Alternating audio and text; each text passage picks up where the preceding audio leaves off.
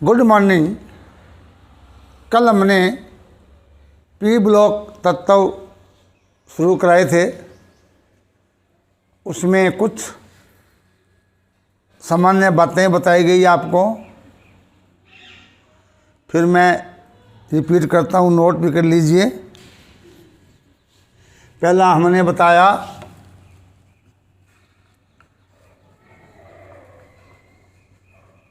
परिभाषा, दूसरा हमने इलेक्ट्रॉनिक विन्यास,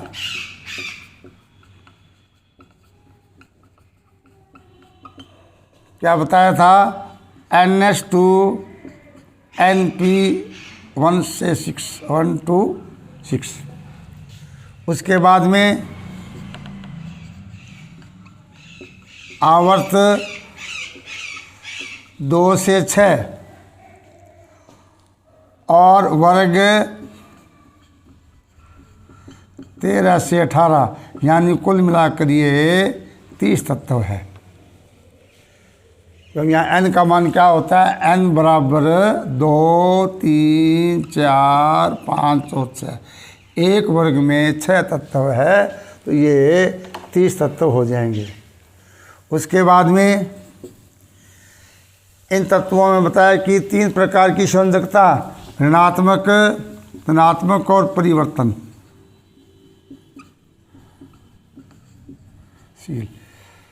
उसके बाद में ये तत्व 3 प्रकार के, यानी कि धातु, अधातु और उपधातु, यानी तीनों ही प्रकार के तत्व होते हैं। धातु में क्या होता है आपको,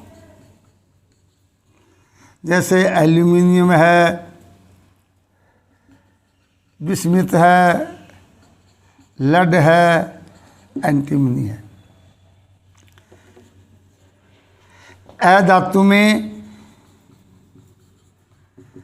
कार्बन, ये nitrogen, sulphur, chlorine, bromine, iodine, helium, neon, argon, सब तत्वों क्या ये अधातु है। और उपधातु, जिसमें दोनों के, धातु और अधातु दोनों के गुण होते हैं। यहाँ क्या है, बोरॉन पहले आ जाएगा, Si, silicon, Ge, As, Sb, Te, Se।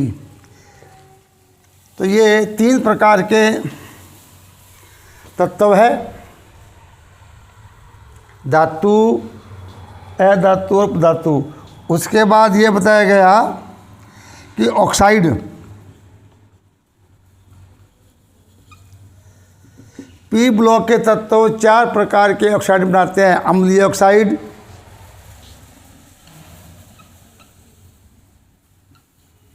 अम्लीय ऑक्साइड, क्षारीय ऑक्साइड, उभयधर्मी ऑक्साइड और उदासीन। ये चारों प्रकार के ऑक्साइड बनते हैं। आपको +1 में ही वर्ग 13 और 14 के बताए थे। जैसे CO2 है, NO2, N2O3, P2O5, SO2। अम्लीय ऑक्साइड, क्षारीय Bi2O3, PbO2, उभयधर्मी Al2O3, उदासीन H2O, NO, N2OCO। तो ये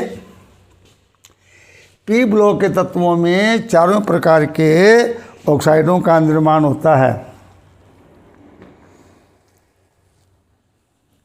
इसके बाद एक बात कॉमन है, ये आपको बताया गया है कि वर्ग 13 में क्या है, वर्ग 13 में बोरॉन, 14 में कार्बन, 15 में नाइट्रोजन, 16 में ऑक्सीजन, 17 में फ्लोरीन। ये इन वर्गों का नाम इन्हीं के आधार पर रखा गया है। बोरोन परिवार, कार्बन परिवार, नाइट्रोजन परिवार, ऑक्सीजन परिवार और हेलोजन परिवार।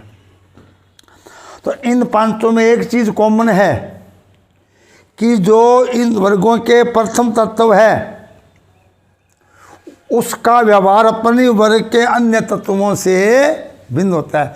कल हमने आपको पी ब्लॉक के 6 आवर्त 13 से 18 मैंने आपको बताए थे। प्रत्येक में 5-5 तत्व हैं। तो उनमें परिवार का प्रथम तत्व यानी वर्ग 13 में बोरॉन, 14 में कार्बन, 15 में नाइट्रोजन, 16 में ऑक्सीजन और 17 में फ्लोरीन का व्यवहार अपने ही वर्ग के सदस्यों से भिन्न होता है। ये 1 नंबर का क्वेश्चन अक्सर आ जाता है और इसका जवाब एक ही है। इन 5 वैसे पढ़ते हैं 2 in 1 या 5 in 1, यानी कि 5 क्वेश्चन है और जवाब एक ही है। इन पांचों का प्रश्न क्या पूछेगा कि कारण बताइए बोरोन का व्यवहार अपने वर्ग से भिन्न है, कार्बन का व्यवहार, नाइट्रोजन का व्यवहार, ऑक्सीजन का व्यवहार और फ्लोरीन का व्यवहार अपने ही वर्ग के सदस्यों से भिन्न होता है। इसके 4 कारण हैं। वो क्या क्या है आप अभी से ही नोट कर लीजिए, बार बार आपको लिखने की जरूरत नहीं है। पहला जवाब क्या, जो नंबर 1 आकार, यानी कि छोटा आकार। अब जो तत्व आज उसका नाम लिख देंगे। इसका पहला कारण क्या है, छोटा आकार। दूसरा उच्च आयनन एंथैल्पी,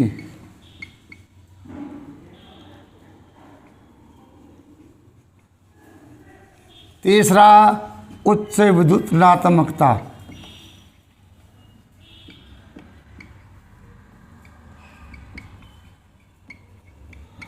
और चौथा रिक्त डी कक्षक का अभाव।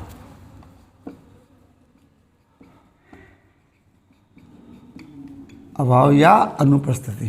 तो ये 4 पॉइंट देने, कोई भी क्वेश्चन आ जाए अपने। अब यहाँ पर वर्ग 15 है, 16, 17 है, तो यहाँ क्या पूछेंगे, एन का व्यवहार, ऑक्सीजन का व्यवहार और फ्लोरीन का व्यवहार। इनका जवाब एक ही है कि नंबर 1 छोटा आकार, 2 उच्च आयनन एंथैल्पी, 3 उच्च इलेक्ट्रॉन नेगेटिविटी और चौथा रिक्त डी कक्षक की अनुपस्थिति। तो ये बातें हमने कल बताई थी।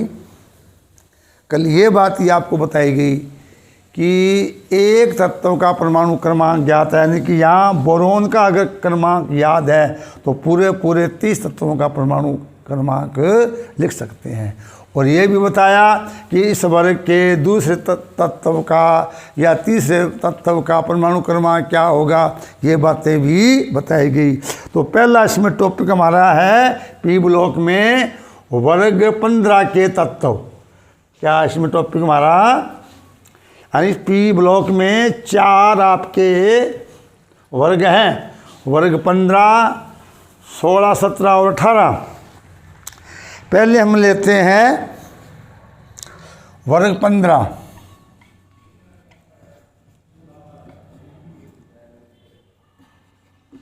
के तत्व, इसको नाइट्रोजन परिवार भी कह देते हैं।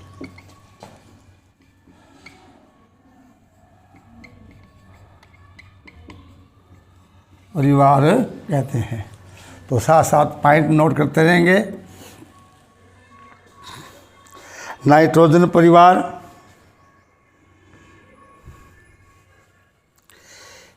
में 5 तत्व है।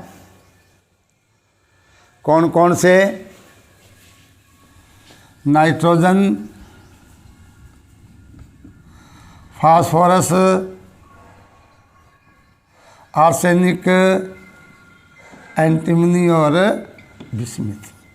ये 5 तत्व इस नाइट्रोजन परिवार में हैं।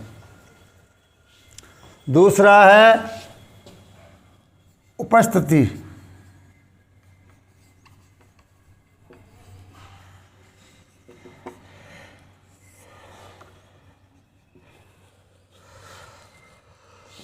तो इस परिवार में सर्वाधिक मात्रा में 2 तत्व प्रेजेंट है भूपृष्ठ में और वायुमंडल में, वो है नाइट्रोजन। बोर्ड में क्वेश्चन पूछ लेते हैं, वर्ग 15 में सर्वाधिक मात्रा में पाए जाने वाला तत्व कौन सा है? नाइट्रोजन। यानी सबसे अधिक मात्रा में, सबसे अधिक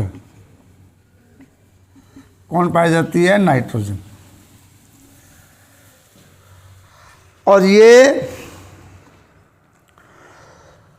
मुक्त और संयुक्त दोनों अवस्थाओं में पाया जाता है। नाइट्रोजन मुक्त अवस्था और संयुक्त अवस्था दोनों में पाया जाता है। मुक्त अवस्था में वायुमंडल में, वायुमंडल में नाइट्रोजन स्वतंत्र N2 के रूप में पाई जाती है और इसके आयतन के अनुसार इसकी मात्रा लगभग 78% होती है। तो वायु में मुख्य घटक है वो क्या है? 78% नाइट्रोजन होती है, करीब 20% ऑक्सीजन होती है, 1% उत्कृष्ट गैसें और ये नमी वगैरह वायुमंडल में पाई जाती है। तो यहाँ पूछ लेते हैं कि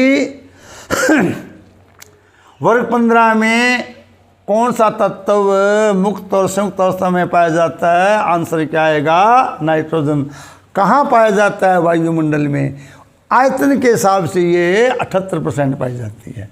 उसके बाद में संयुक्त अवस्था, ये भूपृष्ठ में, मतलब भूगर्भ में, भूमि में, संयुक्त अवस्था में अयस्कों के रूप में पाई जाती है। जैसे साल्टपीटर, सोडियम नाइट्रेट के रूप में, इंडियन साल्टपीटर क्या होता है? KNO3, जिसको आप आम भाषा में क्या बोलते हैं? सोरा। यानी कि nitrogen chilli saltpetre NaNO3, Indian saltpetre KNO2 के रूप में पाई जाती है। इसके अलावा जीवों यानी कि जंतु और पौधों में प्रोटीन के रूप में इसके अलावा DNA RNA में नाइट्रोजन क्षार के रूप में, यानी जंतु और पौधों में यह प्रोटीन के रूप में पाई जाती है। ये तो हो गए नाइट्रोजन के बारे में। उसके बाद में कौन सा है? फास्फोरस। तो ये भी सक्रिय तत्व है। ये भूपृष्ठ में मुख्य 2 अयस्कों के रूप में पाया जाता है। जो चट्टानें होती है उन चट्टानों में फास्फोरस है वो फॉस्फेट के रूप में पाया जाता है, जिन्हें हमें फॉस्फेट चट्टानें कहते हैं। कौन कौन सा होता है? इसमें चट्टान का नाम है क्लोरोएपेटाइट, फ्लोरोएपेटाइट,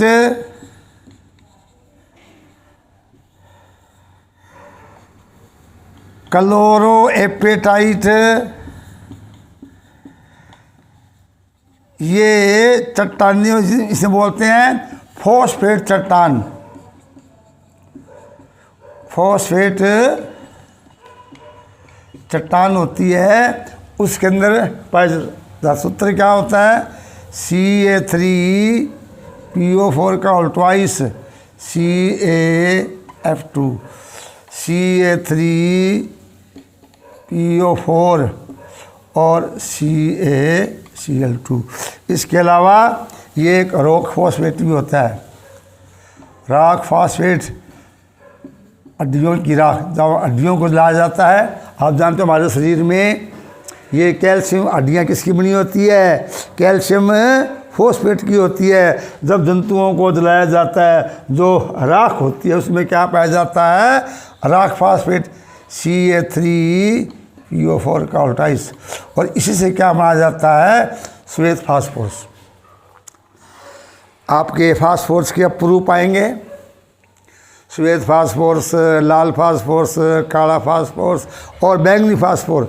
तो वहाँ फास्फोरस का जो निर्माण होता है वो राख फास्फोरस यानी कि हड्डियों की राख से किया जाता है। इसके अलावा ये फास्फोरस जंतु कोशिका यानी और पादप कोशिका एक अवयव होता है जो फास्फोलिपिड अवस्था में पाया जाता है। यानी GH और दूध और मक्खन, यानी दूध और मक्खन में भी जो फास्फोरस है, ये दूध है, मक्खन है, अंडा है, इसमें भी फास्फोरस पाया जाता है। अब रह गए आर्सेनिक एंड विस्मित। ये तत्व बहुत ही कम मात्रा में पाए जाते हैं। आर्सेनिक, एंटीमनी, ये केवल sulphide AS2S3, Sb2S3, Bi2S3 sulphide S के रूप में ही पाए जाते हैं और अल्प मात्रा में उपस्थित होते हैं। तो ये थी नाइट्रोजन परिवार की उपस्थिति। फिर दोबारा सुन लीजिए, इस परिवार में नाइट्रोजन सर्वाधिक मात्रा में पाई जाती है। यह मुक्त और सुक्त दोनों अवस्था में पाई जाती है। मुक्त अवस्था में वायुमंडल में N2 के रूप में, गैस के रूप में आयतन के हिसाब से 78% होती है। सुक्त अवस्था में भूपल्टी में saltpetre ऐसक NaNO3, Indian saltpetre KNO3, इसके अलावा जीव जंतु पौधों में प्रोटीन और इनके न्यूक्लिक अम्ल के रूप में नाइट्रोजन उपस्थित होती है। फास्फोरस सक्रिय तत्व है। यह केवल संयुक्त अवस्था में फॉस्फेट चट्टानों के रूप में, चट्टानों में दो अयस्क होते हैं, फ्लोरेपेटाइट और क्लोरेपेटाइट। फ्लोरेपेटाइट Ca3PO4 का ऑल्टवाइस CaF2 और क्लोरेपेटाइट Ca3PO4 का ऑल्टवाइस CaF2। इसके अलावा चूंकि जंतुओं की हड्डियाँ ये फॉस्फेट की बनी होती है, जब जंतुओं को जलाया जाता है, इनकी जो हड्डियाँ की राख बनती है, उस राख को क्या बोलते हैं, रॉक फॉस्फेट। और रॉक फॉस्फेट सूत्र क्या होता है, Ca3PO4। इसी से फास्फोरस की प्राप्ति होती है।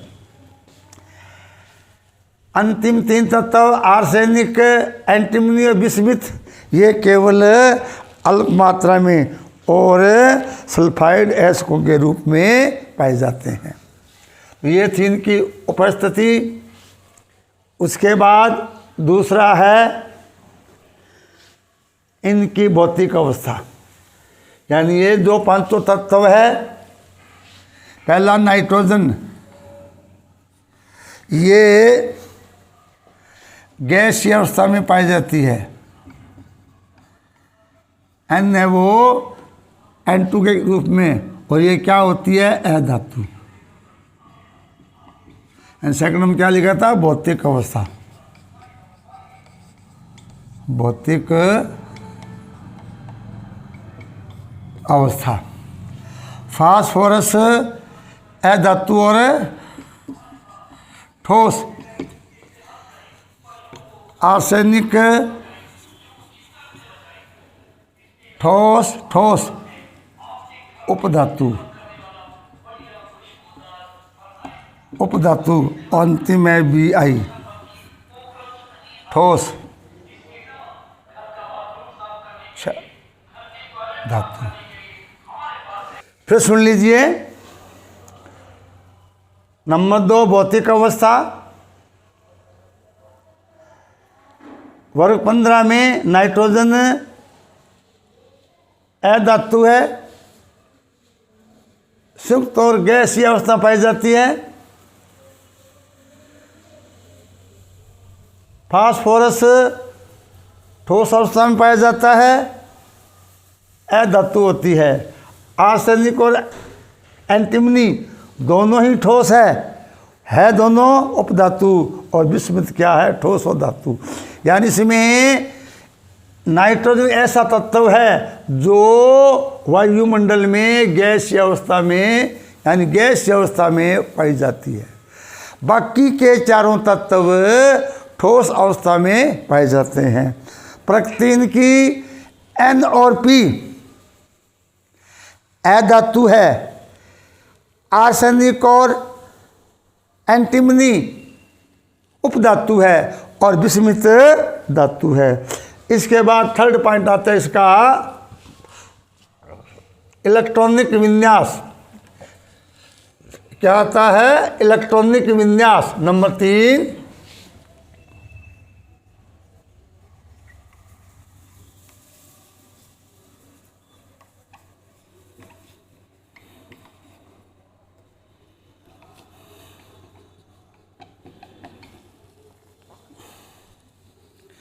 इसे बोलते हैं इलेक्ट्रॉन कन्फिग्रेशन। क्या बोलते हैं? EC, electron configuration.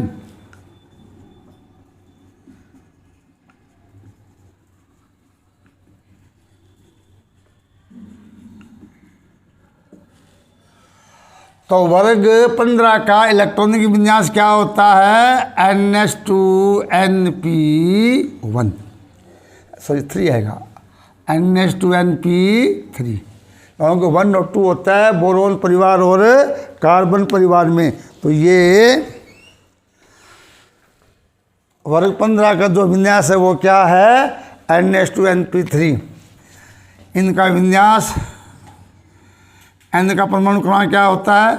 Atomic number 7, phosphorus का 15, आर्सेनिक का 33, एंटीमनी का 33 और 18 51, और विस्मत का 51 और 32 83।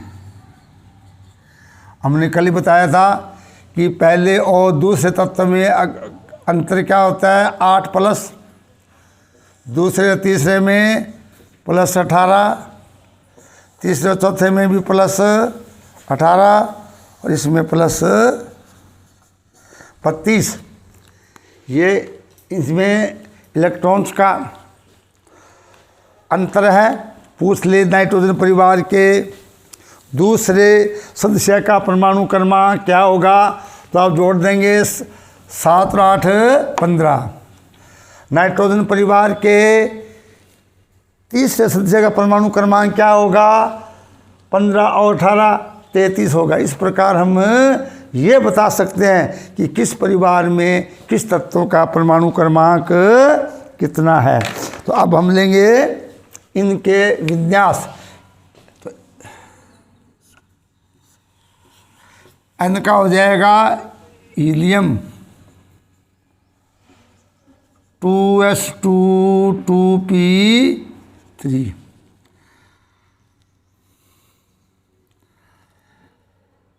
नियॉन, क्योंकि इसमें पहले उत्कृष्ट गैस को ले लेते ताकि हमें विन्यास लंबा नहीं लिखना पड़ता। अब यहाँ क्या आ जाएगा 3s2 3p3 Ar 3d10 4s2 4p3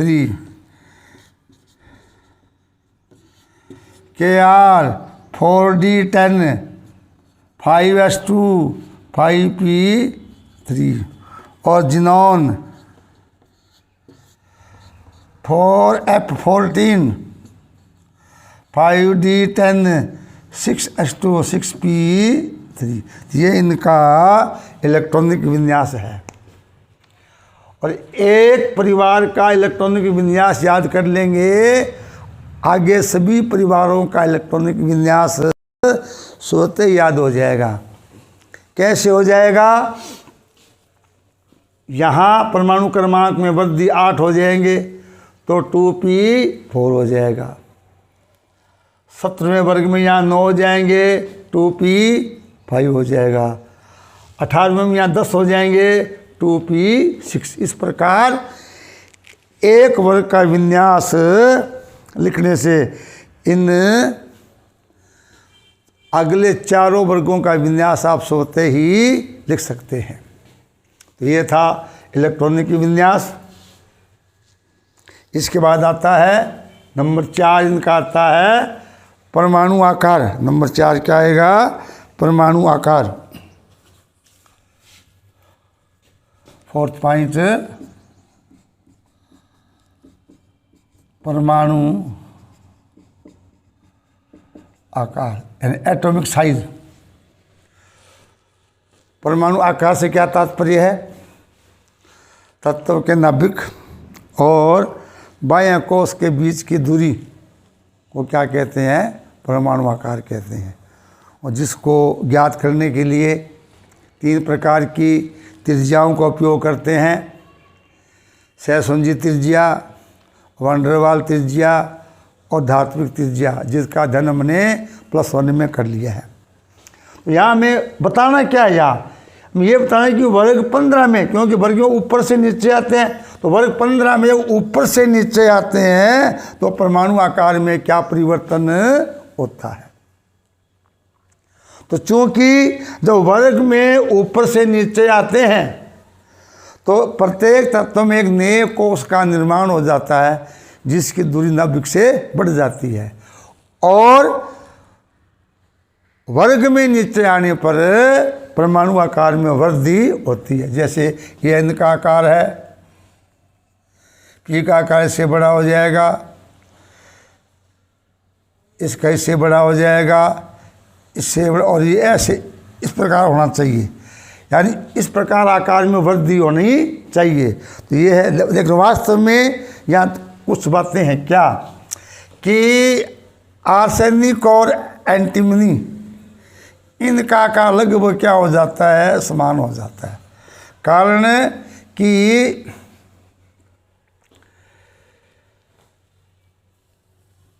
P और एस का कारण क्या? यहाँ डी ब्लॉक के तत्व आ जाता है आंतरिक।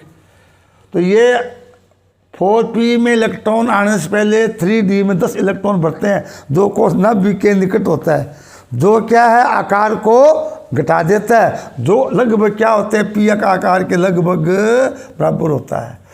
ऐसे ही एस बी और एंटीमनी बिस्मिथ इनका आकार, इसका आकार बड़ा होना चाहिए किसका? बी आई का, लेकिन इसका आकार एस बी के लगभग बराबर। वो क्यों?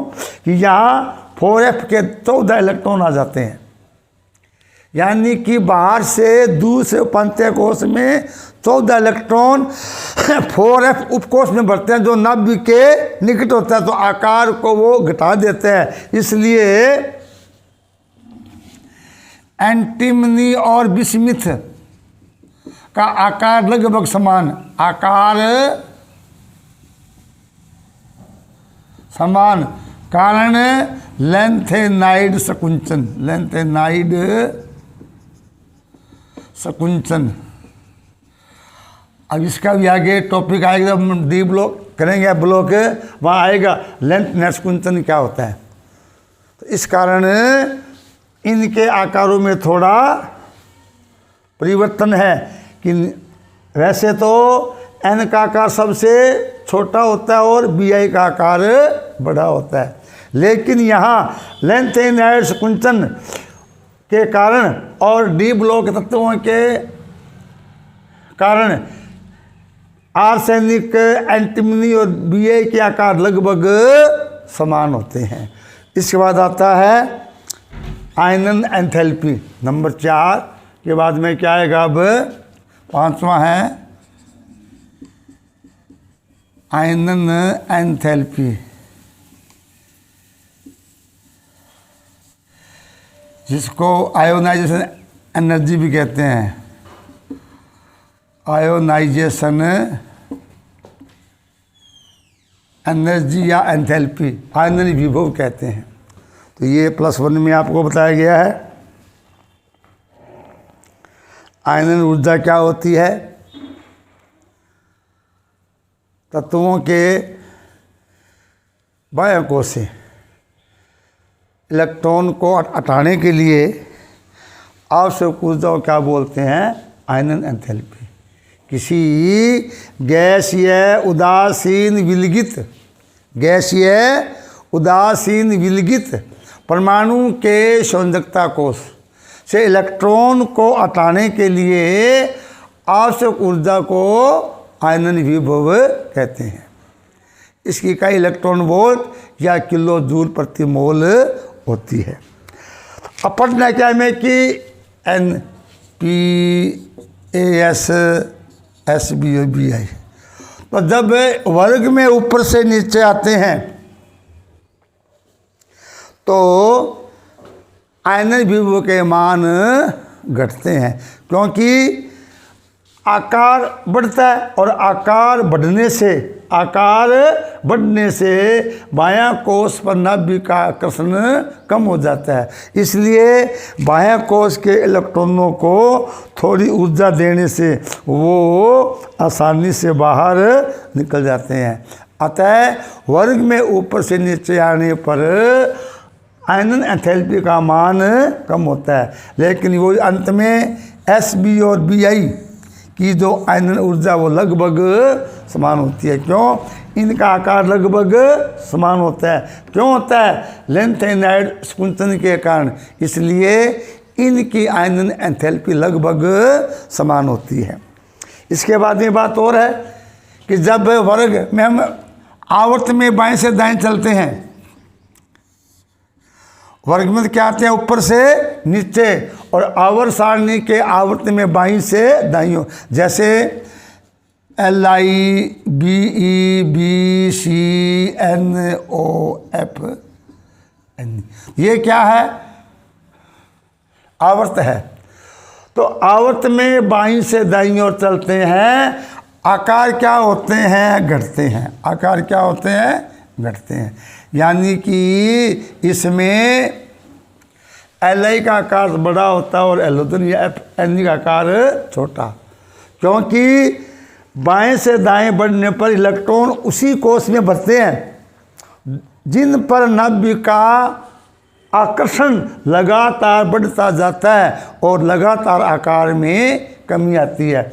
अतः आकार में कमी आने से और प्रभावी नाभिक की आवेश में वृद्धि होने से आयनन एंथैल्पी के मान भी बढ़ते हैं। लेकिन यहाँ अपवाद है, ये वर्ग जो 15 और 16 है, यहाँ पर अपवाद है कि वर्ग 15 की आयनन एंथैल्पी 16 से कम होना चाहिए। यहाँ उल्टा है, वर्ग 16 के तत्वों की आयनन एंथैल्पी वर्ग 15 से कम होती है। और कुछ पूछ लेते हैं, कारण बताइए। N की आयनन एंथैल्पी O से ज़्यादा होती है, फास्फोरस की आयनन एंथैल्पी सल्फर से ज़्यादा होती है, ये समझिए। अब देख इसमें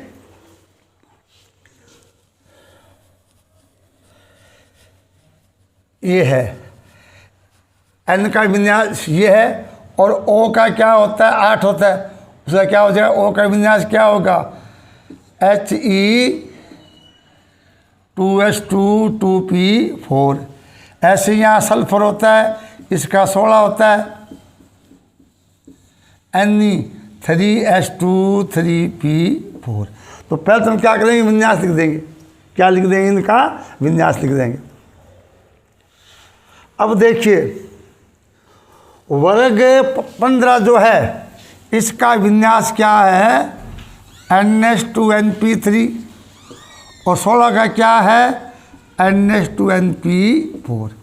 यानी वर्ग 15 का जो पी उपकोष है उसका विन्यास क्या है, अर्धपूरित है। पी कोष का विन्यास क्या है, अर्धपूरित है, जो क्या एक स्थायी विन्यास है। और 16 में पी उपकोष का विन्यास न तो अर्धपूरित है और न ही पूरित है। यानी ऐसे विन्यास से इलेक्ट्रॉन को हटाने में कम ऊर्जा खर्च होगी, जबकि वर्ग 15 के तत्वों में पी उपकोष का विन्यास अर्धपूरित होता है, जो कि एक स्थायी विन्यास है। ऐसे विन्यास से इलेक्ट्रॉन को हटाने के लिए अधिक ऊर्जा की आवश्यकता होती है। यही कारण है कि नाइट्रोजन की आयनन एंथैल्पी O से ज़्यादा होती है और फास्फोरस की आयनन एंथैल्पी सल्फर से ज़्यादा होती है। तो ये आयनन एंथैल्पी। इसके बाद में आता है नेक्स्ट अक्रिय युग्म प्रभाव नंबर 6। अक्रिय युग्म प्रभाव, तो ये पी ब्लॉक तत्वों का विशेष प्रभाव है। कौन से तत्वों का है, आवर्त 6 और 7 के, ये 5 और 6 के, जिनके परमाणु आकार बड़े हैं। जैसे यहाँ आर्सेनिक है, एंटीमनी है, Bi है। और वर्ग 16 में Se है, Te है, और ये समझिए। और इधर वर्ग कार्बन CSiGe है ना, यहाँ इंडिया आयन थूलियम, यानी ये से जो यानी पी ब्लॉक में जिन तत्वों के परमाणु क्रमांक ज़्यादा, जैसे यहाँ क्या है वर्ग 15 लीजिए, आर्सेनिक, विस्मृत, देखिए। अब इनमें क्या है, इनके आकार बड़े हैं, तो इनमें क्या होता है कि जो बाह्य कोश का S कोश है इसके इलेक्ट्रॉन बंध बनाने में भाग नहीं लेते हैं। इलेक्ट्रॉन जो युग्म है वो बंध बनाने भाग नहीं लेता है, केवल पी उपकोष के इलेक्ट्रॉन ही बंध बनाने भाग लेते हैं। तो इससे नाम क्या दिया गया है, अक्रिय युग्म प्रभाव। फिर सुन लीजिए, पी ब्लॉक तत्वों के आवर्त 5 और 6 के तत्व, जैसे यहाँ आर्सेनिक, एंटीमनी, विस्मित के आकार बड़े होने के कारण इनके बाह्य कोश के जो S उपकोष है उस पर नाभिक का आकर्षण अधिक होता है, पी उपकोष पर कम होता है। इसलिए रासायनिक बंध बनाने में केवल पी उपकोष के इलेक्ट्रॉन ही भाग लेते हैं। S उपकोष के दोनों इलेक्ट्रॉन बंध बनाने में भाग नहीं लेते हैं। इन इलेक्ट्रॉनों के इस प्रभाव को अक्रिय युग्म प्रभाव कहते हैं। तो आ जाता है 1 नंबर का कि अक्रिय इलेक्ट्रॉन युग्म प्रभाव क्या है। तो इसमें ये परिभाषा है और किस वर्ग में पाया जाता है, पी ब्लॉक में पाया जाता है। कौन से तत्वों में, वर्ग 5वें 6ठे तत्वों पाया जाता है। तो ये था अक्रिय युग्म प्रभाव। उसके बाद आता है ऑक्सीकरण अवस्था, जो आपको कल कराएंगे।